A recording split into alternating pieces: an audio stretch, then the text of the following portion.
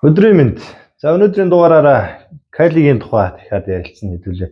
Тэр хасаа дахиад асуулт байна. Кайлиг ер нь одоо дэлхийн нийтээр одоо зэрэг цагдаа тусгай хүчнүүд айгүйх ашигладаг юм байна. Олон улсууд. Тэр ер нь ямар улсууд ашигладаг, ямар чигүүрхтэй гэдэг. Та тэр талаар нэг мэдээлэл өгөөч. Ер нь одоо жишээлбэл одоо Пикетэ тэрсээ Кали гэдэг одоо холбоо байгаа л да. Одоо нэг урсгал гэсэн үг л дээ. Филиппиний зэвсэгтэй дулааны урлагуудын хэд хэдэн сургууль байдаг. Энэ сургууль бол одоо анх одоо Америкийн Тэнгисийн цэргийн хүчнийх одоо сургаж ирсэн байгаа. Хотго дунд цэргийн одоо Мачет сэлэнгээд. Энээс ахуулаад нэлээд төгс. За энэ маань баг 20-30 жилийн өмнө эхэлсэн баха. Леогай гэдэг одоо үзэгч нь бол зааж эхэлсэн. Одоо бол одоо шавнар нь одоо энэ үйл хэргийг авч явж байгаа. Тэгэхээр Америк вэ, Европ, Герман одоо энэ хөгжингөө орнуудын тусгай хүчнийх нь зэрэг цагдаа энэ холбоо маань 40 орнд салбартай. Олон салбартай. Орон бүрийн одоо нэлээд дэлхийд дээр бол нэлээд хөгжсөн том салбар ба шүү дээ. Тухайн орон бүрийн одоо тусгай хүчнийх бүгдөө энэ сургалт хамрагддаг. Яг номер 1 гэж хүлээгээд авцсан одоо сургалт маш үр дүнтэй. Тэгээд практик ач холбогдолтой гэдгээрээ. Миний сонссон бол ямар ч байсан Америкийн Тэнгисийн явган цэрэг Navy SEAL-үүд бол бас ерөнхийдөө Кали бас их нэлээд ашигладаг шүү дээ. Испанасууд ер нь хойдлоос манай Оросууд хэрэг орж байна. Оросууд ер нь ашиглаж байгаа. Давхар өөрийн Оросын дулааны урлаг дээр ашиглаж байгаа. Хятадууд ашиглаж байгаа. Хятадууд маш эрчимтэй явж байгаа. Тэгээд Израилийг бол ярилддаг бохоо. Израиль аль хэдийн Крама системийг өөртөө зохиохтой байна. Израиль Филиппиний зэвсэгтэй дулааныг маш ашигласан байдаг. Ер нь төөгөр шүү дээ тэдний шилдэг юм ашиглаа Крамаг бүтээч гисэн. Солонгосууд бас сүүлийн үед бас нэлээд яваад Солонгост бас нэлээд нөлөө орсон юм. Солонгосын тусгай хүчнийх нь бас Мусаадтай гэдэг. Тийм Мусаад энэ төр нэлээд үлдэнтэй нэвтрүүлээд явж байгаа юм лээ. Ер нь бол яг нөгөө практик дээр илүү нотлогдсон болоод байна тий.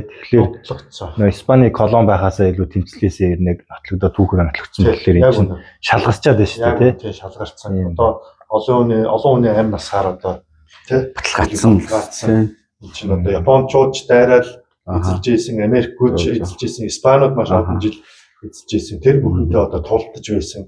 Амьд үлдэхийн тулд одоо хамгийн шалгарсан техникийг одоо өдөө хүртэл хадгалж амжилтсан байна. Тэгэхээр энэ бол маш том тулааны нэг одоо систем төлөөлөл байх нь шүү дээ тий.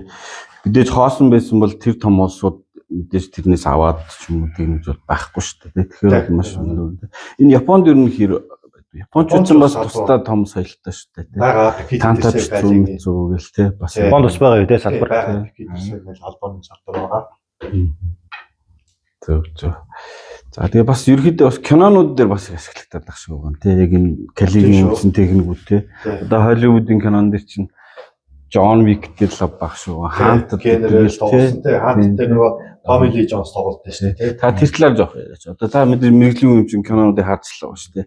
Энэ дээр энэ Калигийн үндсэн юу байж гэдэг юм уу тий. Киноныг дурдвал одоо Борны цогцол ангууд байна. Тэр дээр Север Филиппиний зэвсэгтэй дулааны урлаг ашигладаг. Wesley Snipes одоо Blaze гэх кино байна. Анхны киног бол одоо Bruce Lee-тэй кино байгаа. Бүр тэр үеэс тий орж ирсэн гэх юм. Саваматтай толдог. Луугийн өхөл гэдэг дээр Нунчактай. Одоо тэр бүхнийг Савамат Нунчакийг Дэн Санта гэдэг Калигийн одоо төлөөлөлт заасан байдаг. Тэгээ өхлийн луугийн өхөл дээр өөрөө эсрэгдүү тоолж идэг.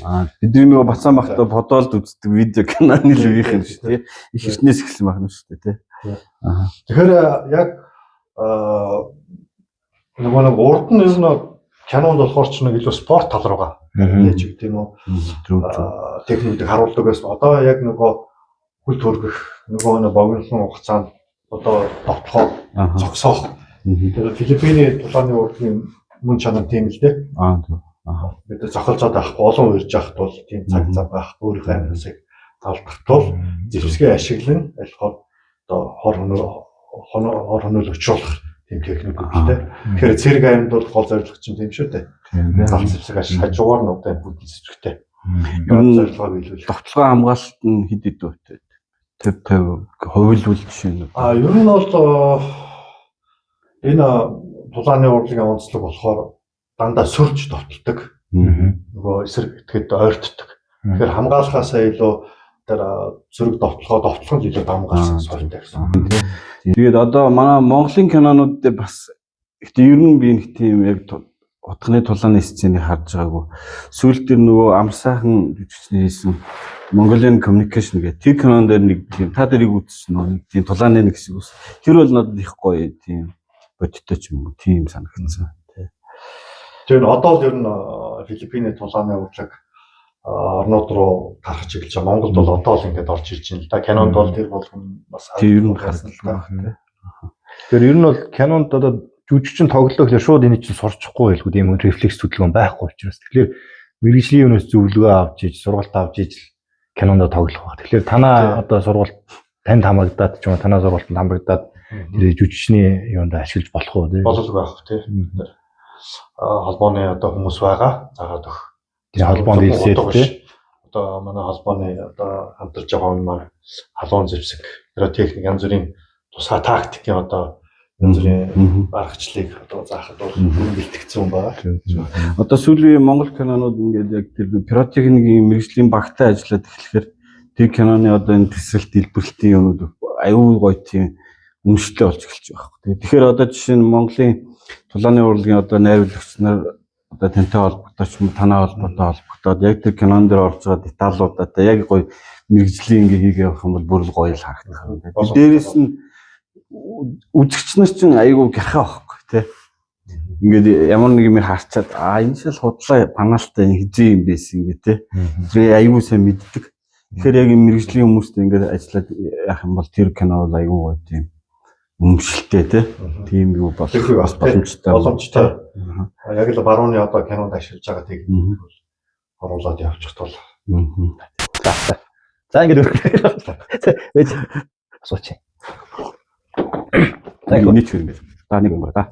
За ингээд өнөөдрийн дугаар өндөрлж байна. Манай подкаст даралцсан хасаахта баярлалаа. Өрсөнд баярлалаа. Цаашдын ажилд амжилт хүсье. Баярлалаа. Та хоёртоо ч гэсэн амжилт хүсье.